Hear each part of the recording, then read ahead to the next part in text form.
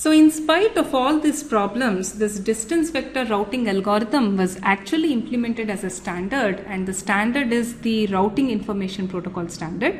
This is one of the oldest distance vector based protocol. It was very popular, but these days it is not used because of these convergence problems. And this compound when the size of the network is really large, and that's what we see these days.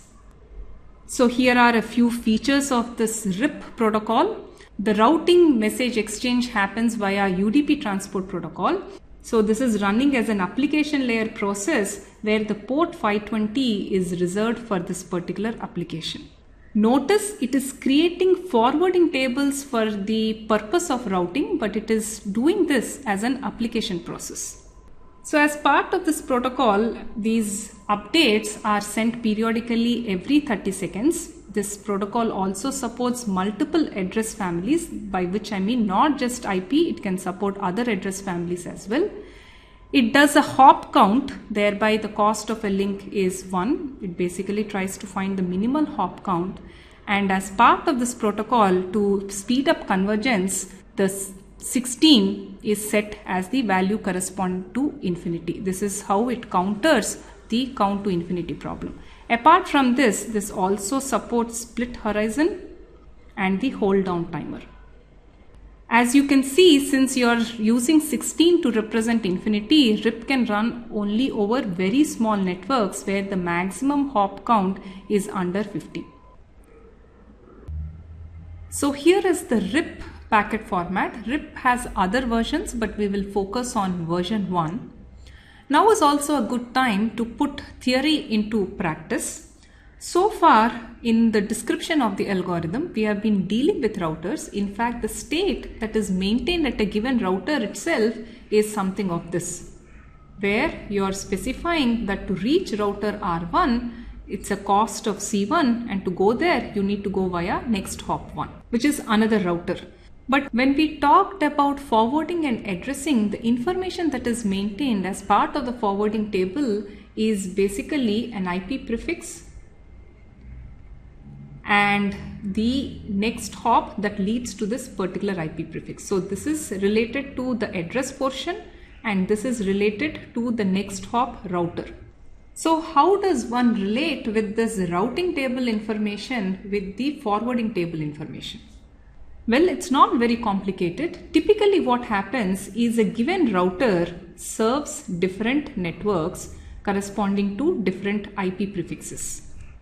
Suppose this router is serving these two organizations with IP prefix 1 represented like this and IP prefix 2 represented like this. So when this router is advertising to its neighbor its routing information, what it advertises is not that I can reach R at a cost of 0, but rather I can reach IP prefix 1 at a cost of 0, I can reach IP prefix 2 at a cost of 0.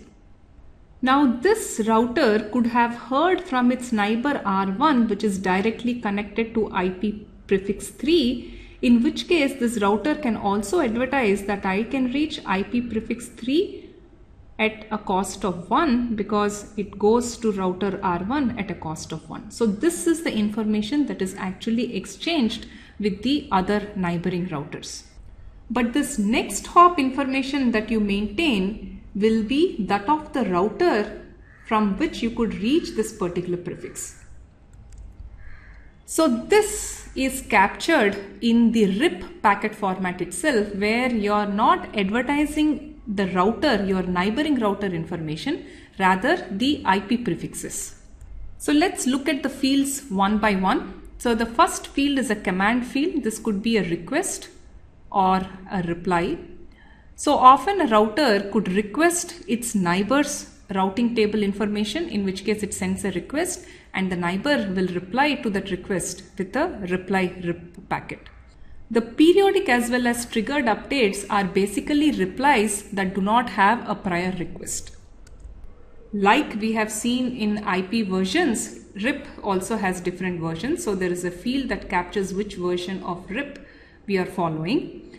These are reserved, so we'll talk about it later. Now following these first 4 bytes, so this is 0 to 31 like before, are set of entries, and you can have up to 25 sets of such entries. Each entry itself is 20 bytes long. So this is 5 into 4 bytes. The first field within this entry is the family of the network. This is used to indicate which protocol you are following. Since we are following IP, so this is set equal to a value that corresponds to the IP protocol. So this shows that RIP can potentially be used over other network layer protocols also, not necessarily IP. Following this is the address of the network. So this is the network portion. In RIP version 1, we are still dealing with class full addressing. So there was no net mask. We don't need to carry the mask information. And then it also specifies the distance to this particular network. And these entries repeat. What if you have more than 25 routing entries within your routing table? Then you need to send it over multiple RIP packets. As you can see, there are many empty fields as part of this packet format here, here, here, here. The reason why these are arising is, as I mentioned earlier, this can support other family classes, and if those other family classes have an addressing scheme that is more than 4 bytes, you can use this additional information. In fact, when one moved on to RIP version 2, which had to handle classless addressing, these fields, these reserve fields, were used to specify the mask information. I won't get into more details than this. So here is a summary of what we have seen in this video. Distance vector is a distributed dynamic algorithm that exchanges information locally to determine the least cost path between the nodes. Unfortunately, it suffers from poor convergence and routing loops. There are certain partial solutions to the problem in the form of split horizon, hold down timer, making infinity small, so on and so forth. RIP is a standard that implements this distance vector protocol. It handles some of the above problems via these techniques that I have mentioned earlier. All said and done, it has convergence issues, as well as it can be used only over routing domains where the maximum hop between routers is under 16. The better approach is link state routing, which is what we will cover next.